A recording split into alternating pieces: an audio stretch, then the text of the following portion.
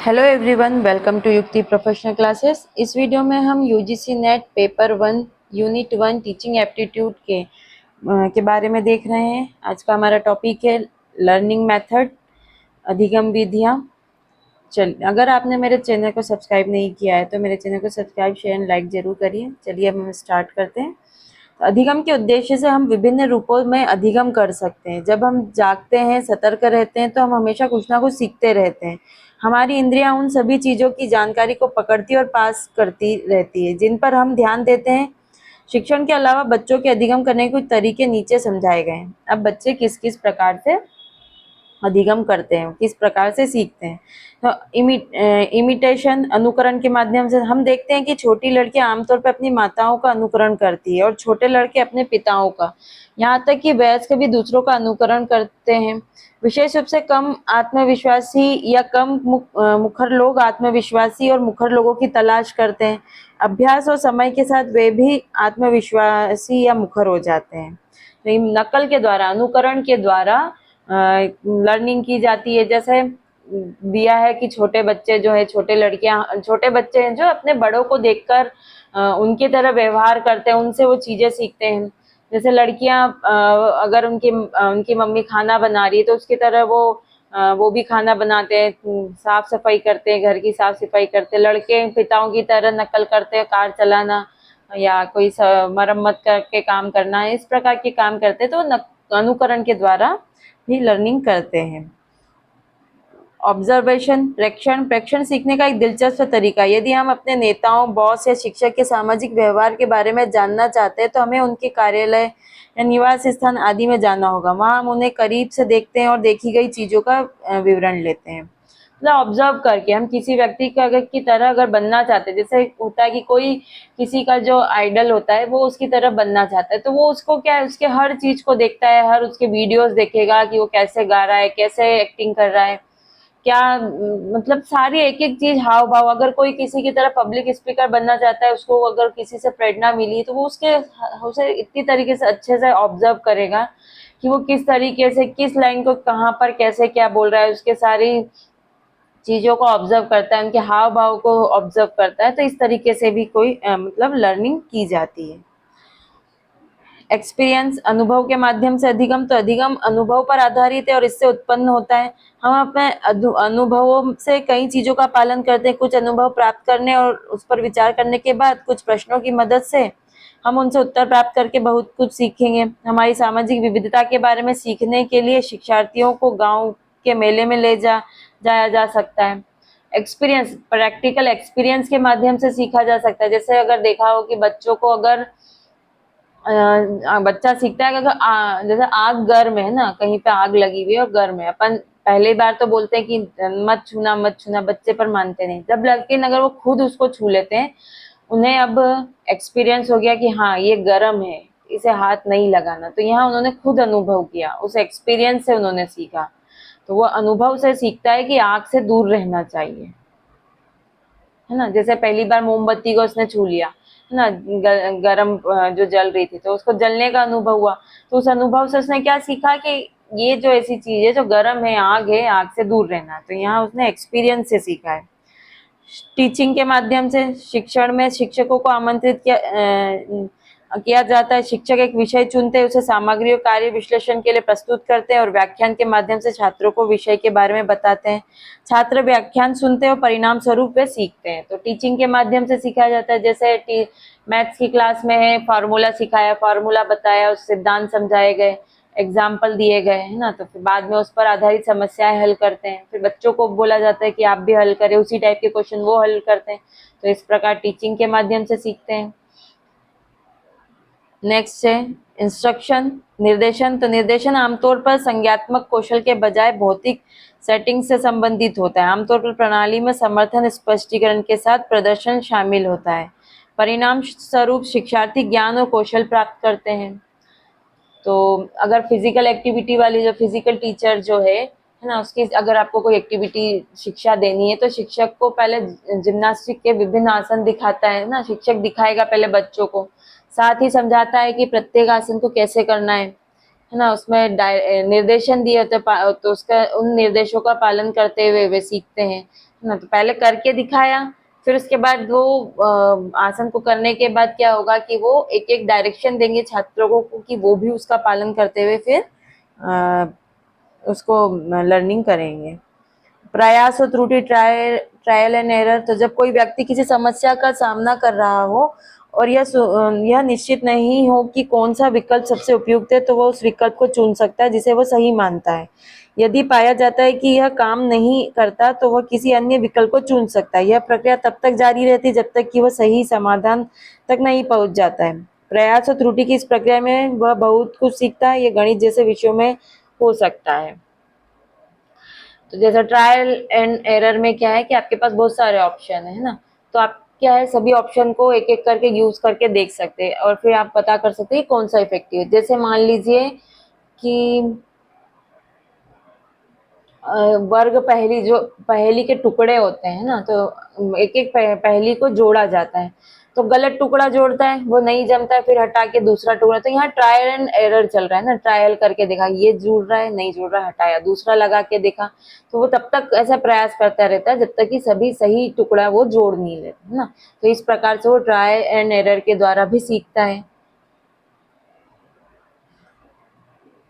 विचार रिफ्लेक्शन। तो चिंतनशील व्यक्ति में समस्याओं के वैकल्पिक समाधानों पर विचार करने और विचार विमर्श करने की प्रवृत्ति होती है। इसके विपरीत एक आवेगी व्यक्ति बिना विचार विमर्श के स्वाभाविक रूप से प्रतिक्रिया करता है, विशेषकर अनिश्चित परिस्थितियों में। चिंतनशील व्यक्ति तर्क और विश्लेषण जैसी संज्ञात्मक शक्तियों का उपयोग उन चीजों को समझने के लिए करता है जो उसे करने की आवश्यकता होती है। जैसे अगर क्वेश्चन किसी छात्र को एग्जाम देते हैं, जैसे स्टूडेंट्स एग्जाम देते हैं, तो क्या है किसी क्वेश्चन का डायरेक्ट आंसर नहीं लिखने लगते, वो पहले उसके बारे में कुछ विचार करते हैं ना, उसके कि इसमें क्या संभावित उत्तर हो सकता है, उस पर जो भी संभावित उत्तर है उस पर पहले विचार करेगा, फिर तर्क के आधार पर सबसे उपयुक्त उत्तर का वो चयन करता है। तो ये सोच समझ कर उत्तर देने की प्रक्रिया उसे बेहतर निर्णय लेने में मदद करती है ना, तो विचार करके वो आंसर देता है। एक्सपेरिमेंटेशन, प्रयोग। जब कोई व्यक्ति संदेह में होता है तो अंतर्ज्ञान और अनुमान पर भरोसा करना समझदारी नहीं हो सकता है। वास्तविकता को जानने के लिए हमें प्रयोग का सहारा लेना चाहिए। हमारी सोच एक चीज हो सकती है और वास्तविकता दूसरी हो सकती है।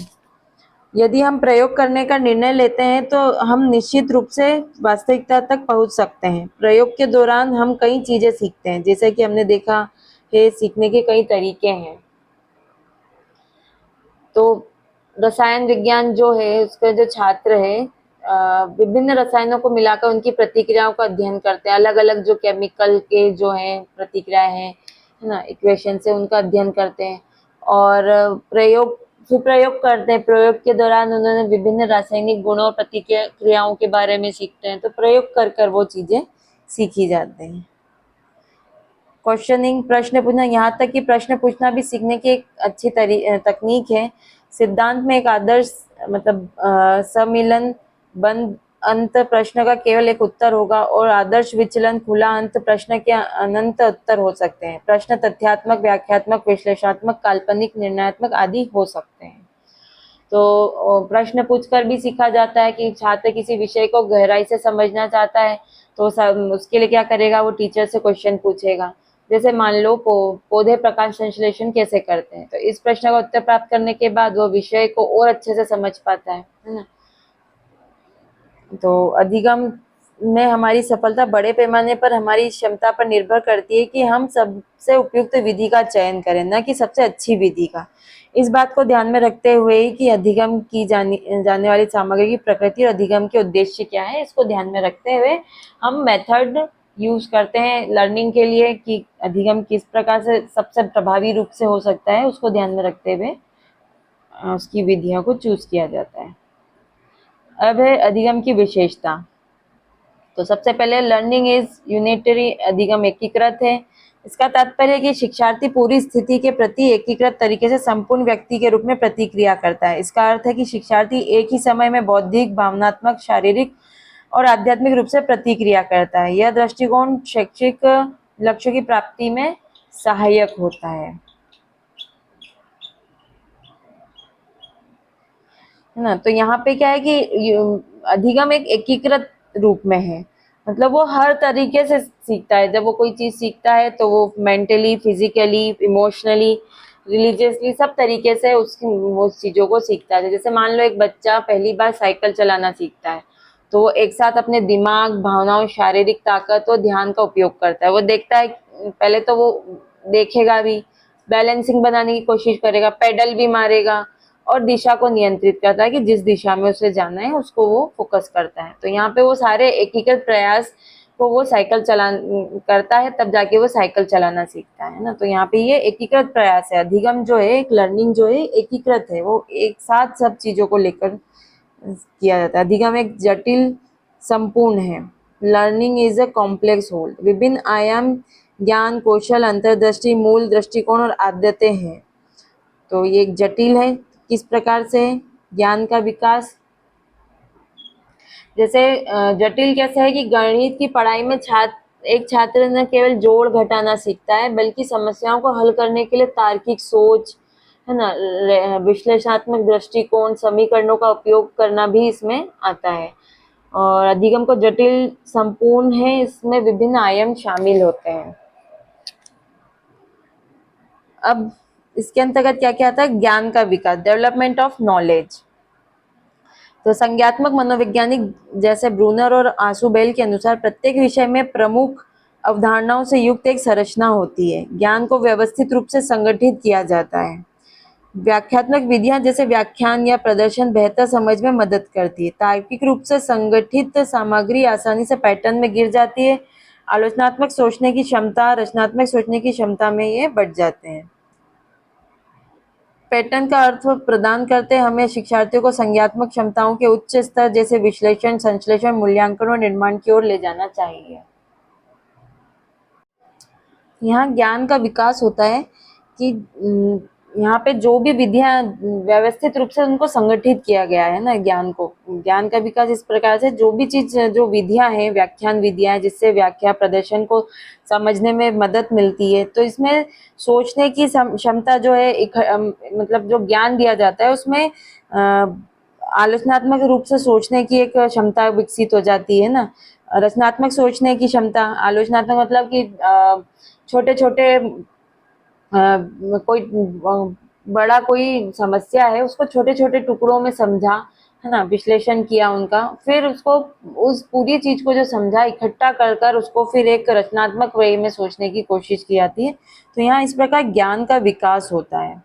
जैसे मान लो अगर कोई साइंस का स्टूडेंट है, जब जो केमिस्ट्री के जो भी गुणों जो है उसको समझने के लिए प्रयोगशाला में प्रयोग करता है, और फिर वो विभिन्न रसायनों के प्रतिक्रिया के बारे में जानकारी प्राप्त करता है कि कौन सा रसायन, केमिकल कैसे प्रतिक्रिया कर रहा है, उसके बारे में जानकारी प्राप्त करे। तो इस प्रकार इस ज्ञान को क्या व्यवस्थित तरीके से वो समझता है, और यह ज्ञान का विकास होता है। यहाँ कौशल का विकास, तो यहाँ उसकी स्किल्स के डेवलपमेंट होते हैं। तो कौशल एक सीखी हुई गतिविधि जिसे कोई अभ्यास और चिंतन के माध्यम से विकसित करता है। यह किसी सीखी गई गतिविधि को अच्छी तरह और इच्छा अनुसार करने की क्षमता है। कौशल किसी चीज को करने की क्षमता के रूप में गतिविधि में प्रवीणता, क्षमता और विशेषज्ञता को शामिल करता है। कौशल उन साइकोमोटर व्यवहारों के अधिगम को संदर्भित करता है जो कार चलाने, टेनिस रैकेट झुलाने जैसी गतिविधियों में आवश्यक होते हैं। कौशल का विकास निम्नलिखित चरणों को शामिल करता है। तो कौशल एक स्किल को डेवलपमेंट करता है। अगर आप बार बार प्रैक्टिस कर रहे हैं, उस चीज को सीख रहे हैं, है ना, तो चिंतन कर रहे हैं उसके बारे में, तो ये धीरे धीरे यहाँ विकसित होता है ना। यहाँ पे स्किल की डेवलपमेंट होती है। तो स्किल को डेवलपमेंट के लिए क्या क्या प्रोसेस है? संज्ञात्मक चरण, तो जहाँ पर घोषणात्मक ज्ञान के माध्यम से प्राप्त किया जाता है। सहयोगात्मक चरण, व्यक्तिगत चरणों को बड़े इकाइयों में मिलाना। और स्वचालित चरण, जहाँ पूरी प्रक्रिया को बहुत अधिक ध्यान दिए बिना पूरा किया जा सकता है। अंतिम चरण में मस्तिष्क की प्रक्रिया चिंतनशील से प्रवृत्ति में बदल जाती है।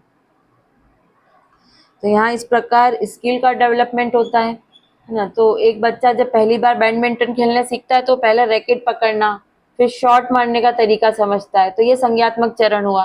फिर वह विभिन्न शॉट्स को एक साथ जोड़कर खेलता है, तो सहयोगात्मक चरण हुआ।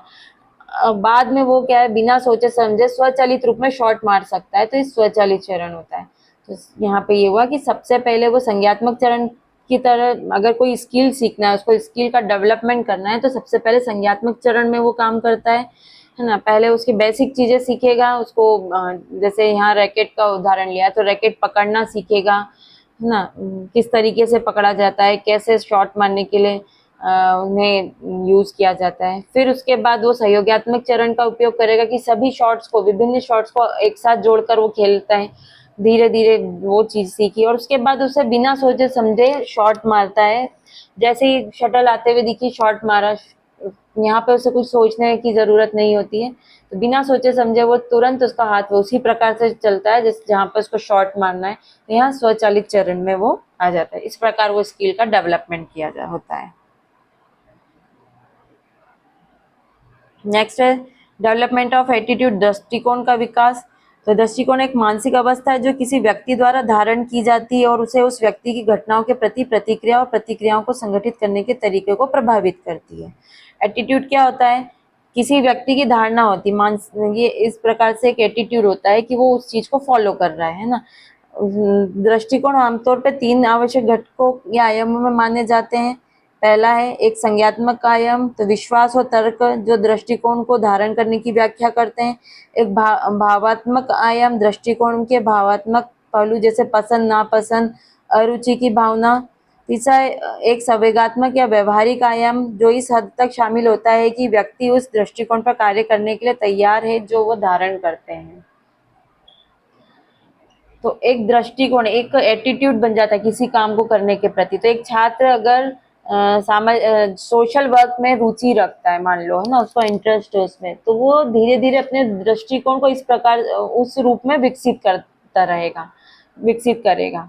वो समझता है कि दूसरों की मदद करना महत्वपूर्ण है ना। तो ये संज्ञात्मक आयाम हो गया कि उसने पहले ये समझा, फिर इस काम को उसने संतुष्ट, उसको करने से वो जब अगर दूसरों की मदद करता है और उसको संतुष्टि मिल रही है, तो यहाँ पे उसका भावनात्मक आयाम आ जाता है ना। और वो नियमित रूप से अगर सामाजिक सेवा में भाग लेता रहता है, तो ये उसके व्यवहारिक आयाम की तहत, संवेगात्मक या व्यवहारिक आयाम की तहत वो मतलब तैयार हो जाता है। तो उसका एटीट्यूड उस प्रकार से बन जाता है, उसके दृष्टिकोण उस वे में चले जाती है। तो यहाँ पर दृष्टिकोण का भी विकास होता है। तो लर्निंग से क्या है, स्किल का डेवलपमेंट होता है, ज्ञान प्राप्त होता है और एटीट्यूड, दृष्टिकोण का भी विकास होता है।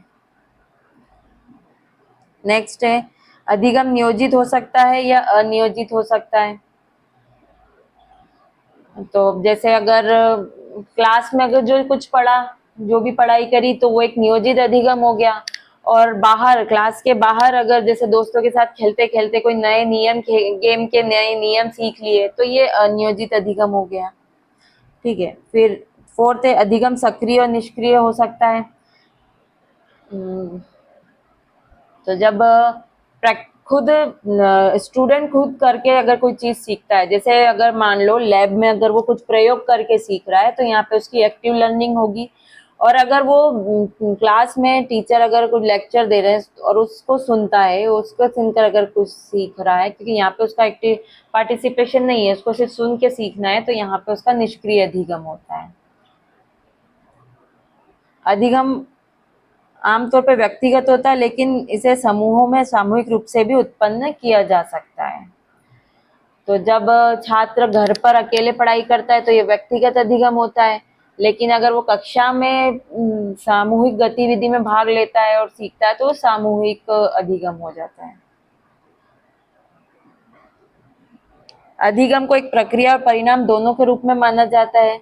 अधिगम जीवन भर की प्रक्रिया होती है। जैसे अधिगम एक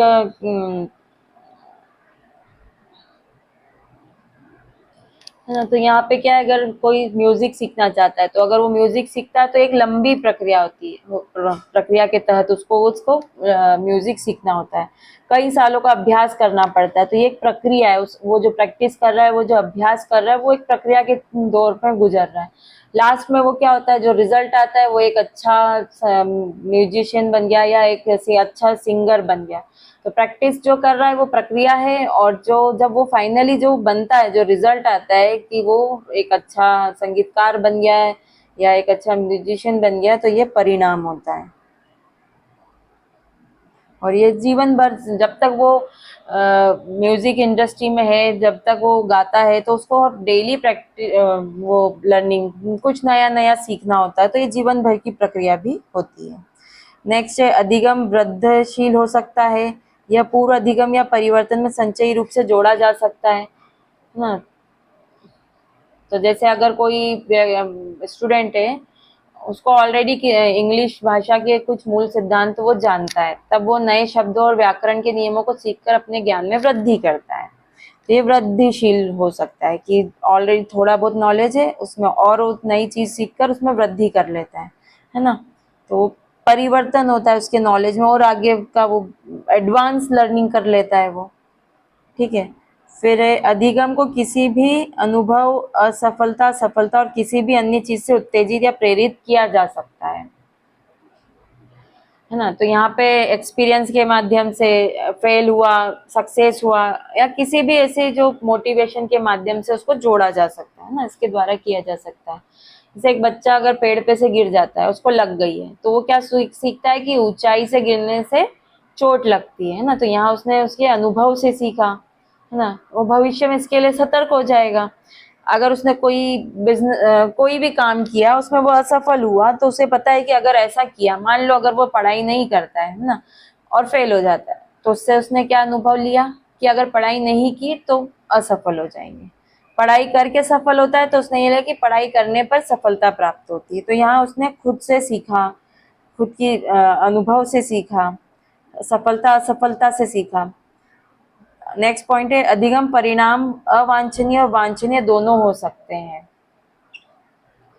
यदि मान लो कि छात्र पढ़ाई में ध्यान नहीं दे रहा स्टूडेंट, और परीक्षा में फेल हो जाता है, तो ये एक अवांछनीय परिणाम हो जाएगा। वहीं एक छात्र जो मेहनत करता है और अच्छे अंक प्राप्त करता है, तो वह वांछनीय परिणाम हो जाते हैं, है ना।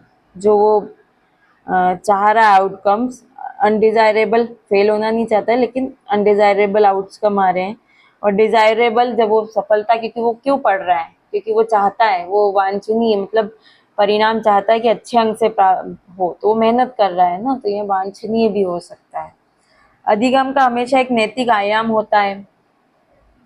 तो जब लर्निंग होता है, तो ऐसे चीजों से ईमानदारी, सत्यता, ऐसे मूल्यों को सीखता है वो, जीवन में नैतिकता आती है ना, वो उनको पालन करता है, वो नैतिकता और ईमानदारी के पालन करता है। तो जब उसने लर्निंग के दौरान ये मूल्यों को, वैल्यूज को सीखा है, तो वो अपने जीवन में भी उसको फॉलो करता है। अधिगम स्वक्रियाशील, रचनात्मक और हस्तांतरणीय होता है।